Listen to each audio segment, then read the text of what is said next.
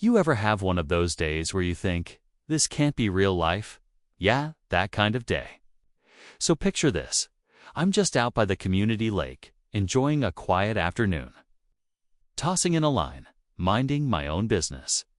It's something I've done plenty of times before. No signs saying it's not allowed, no complaints, nothing. It's just me, the water, and the peaceful sound of birds. But that peace. It didn't last long.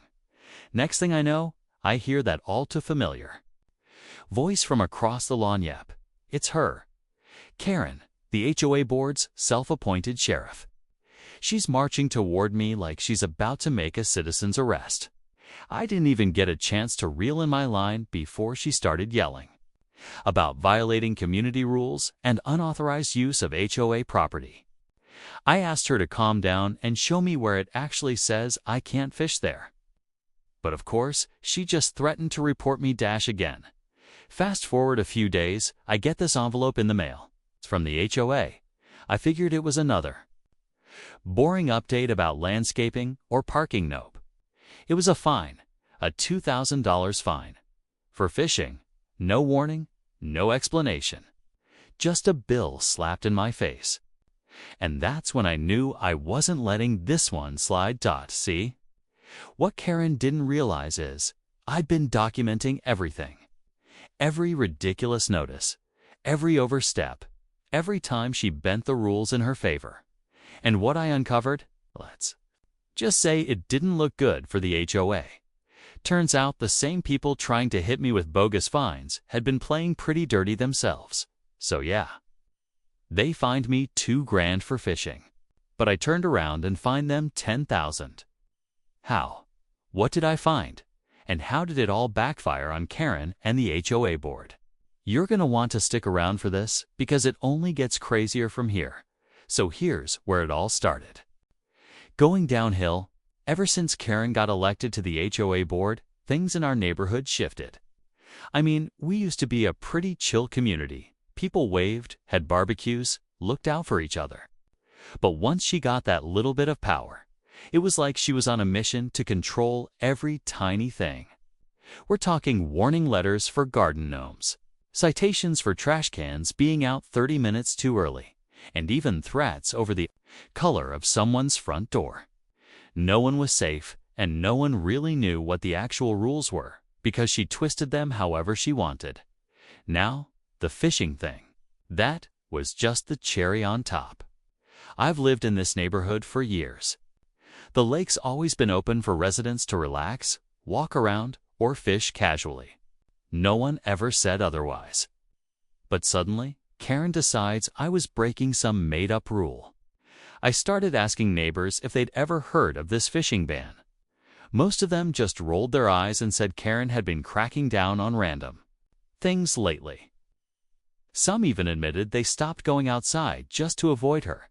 That's when I realized this wasn't about the fishing. This was personal. Karen had a habit of targeting people who questioned her. A few months back, I spoke up during a community meeting about transparency with funds, and she didn't like that.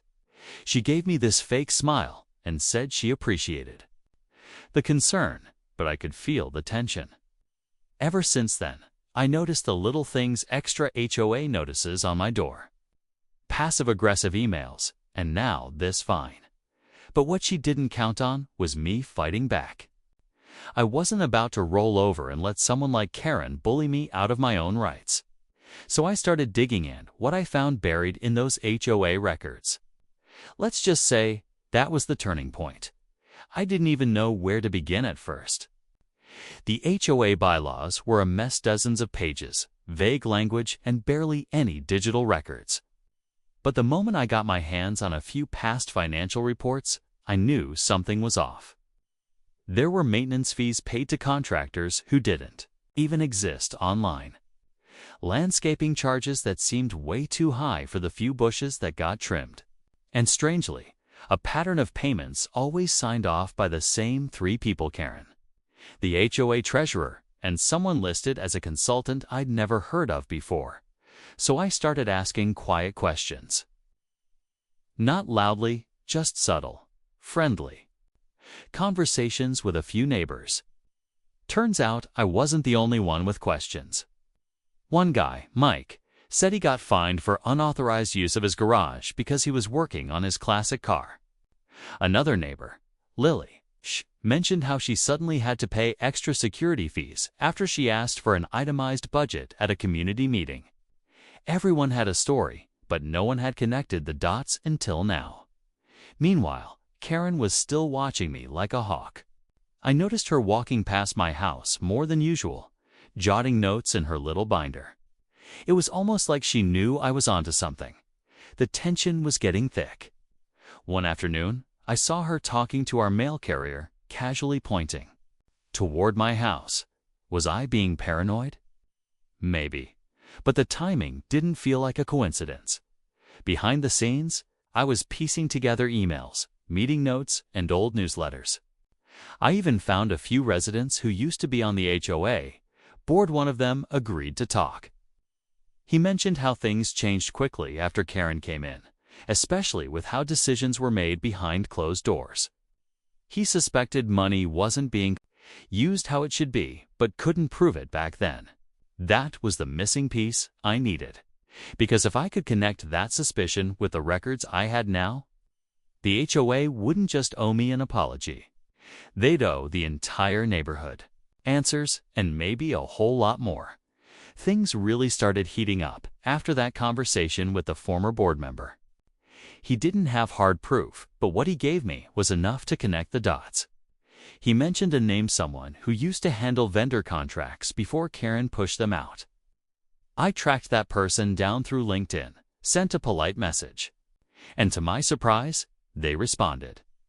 We met at a local cafe, and they brought a small stack of old invoices and emails. And that's where everything changed. The consultant the HOA kept paying turned out to be Karen's cousin. No business license, no website, no actual work done, just repeat payments, listed as community improvement consultations. And it gets worse. The landscaping company that was supposedly trimming hedges every other week, run by someone tied to the treasurer's family. Same story, huge checks, barely any work. All quietly approved during closed meetings with no record sent to the rest of the residents. At this point, my hands were shaking. I had screenshots, documents, testimonials, but I had to be careful. If I went public too soon, they'd bury a Tor twisted against me. So I played it smart. I printed everything out, organized a timeline, and quietly started speaking to other neighbors I trusted. The more I shared, the more people began coming forward. One woman said she was threatened with foreclosure over an unpaid fee she never even got a notice for. Another said her security camera caught someone from the HOA taking photos of her backyard. At night then, just as I was putting together a case to bring to the larger community, I got an envelope on my doorstep. No return address, just a single piece of paper inside. It was a notice saying I was in violation of HOA conduct and being referred to legal counsel. No specifics, no explanation, just a threat. That's when I knew I was getting too close. But they didn't scare me. If anything, that envelope just confirmed I had something worth fighting for. Because what Karen and the HOA were hiding wasn't just petty fines, it was something much bigger. And I was ready to expose it. I figured that mysterious letter would be the last scare tactic they'd try, but I was wrong. Way wrong. A few days later, I came home to something even weirder. My mailbox was open, the flag pulled up, and inside was a crumpled copy of the HOA bylaws, highlighted in red ink. Whole sections were circled, notes scribbled in the margins. One part had "You agreed to this" written over and over again, like some passive-aggressive warning. I'd be lying if I said it didn't rattle me. This wasn't about a fine anymore. It was turning into something personal, almost obsessive. At that point, I decided to dig deeper into the legal side of things. I called a local attorney who specialized in HOA disputes. I wasn't even planning to sue, just wanted to know if I had a leg to stand on. But when I walked her through the documents, her expression changed. She leaned forward and said, "This looks like financial misrepresentation, maybe even fraud." That's when the stakes changed completely. This wasn't just neighborhood drama anymore. It was potentially criminal. But just as I started preparing to take this higher, another bombshell dropped. Mike, the same neighbor who'd helped me earlier, got a letter too. But his wasn't about conduct. It was a cease and desist, accusing him of slander for speaking out against the HOA. Karen wasn't just coming after me now. She was trying to shut down anyone connected. To me, it was like a full-on cover-up in motion. And then came the second twist I didn't see coming. While digging through archived community newsletters, I found something odd. An announcement from years ago about a rule vote that supposedly banned lake fishing. But here's the catch: there's no record of that vote ever taking place. Number? Signatures? No minutes. Nothing? It was completely made up. Karen had forged an entire rule to go after me. That changed everything, because if she faked one rule, how many others were fake too? I knew I was close to blowing this wide open. But I also knew the moment I did, things would explode. With the forged fishing rule finally exposed, I decided it was time to confront Karen and the HOA board directly. I gathered all the evidence: financial records, forged documents, witness statements, and scheduled a community meeting, inviting every resident and the HOA board. The tension in the room was thick. Neighbors whispered nervously, unsure what would happen next. I laid out everything clearly, piece by piece. How Karen and a few others had been funneling HOA funds to family members and fake contractors. How the fishing ban was fabricated just to find me and probably others. The silent nods and gasps from the crowd showed I wasn't alone. Even some longtime residents admitted they'd felt powerless, but never had proof. Karen tried to defend herself, but her usual confident tone cracked when I pulled up the forged vote documents on screen.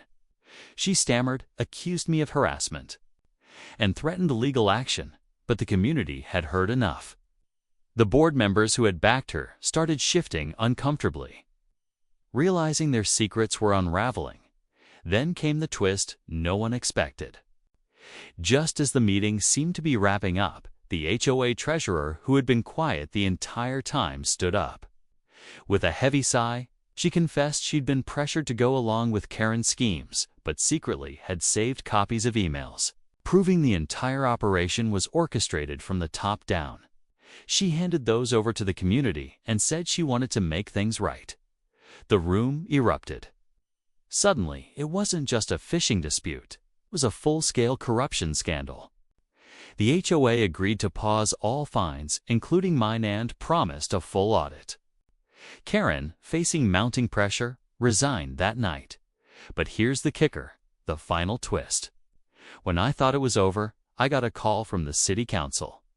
They'd been watching the situation and decided to investigate the HOA's wider practices after a few residents, including me, filed formal complaints.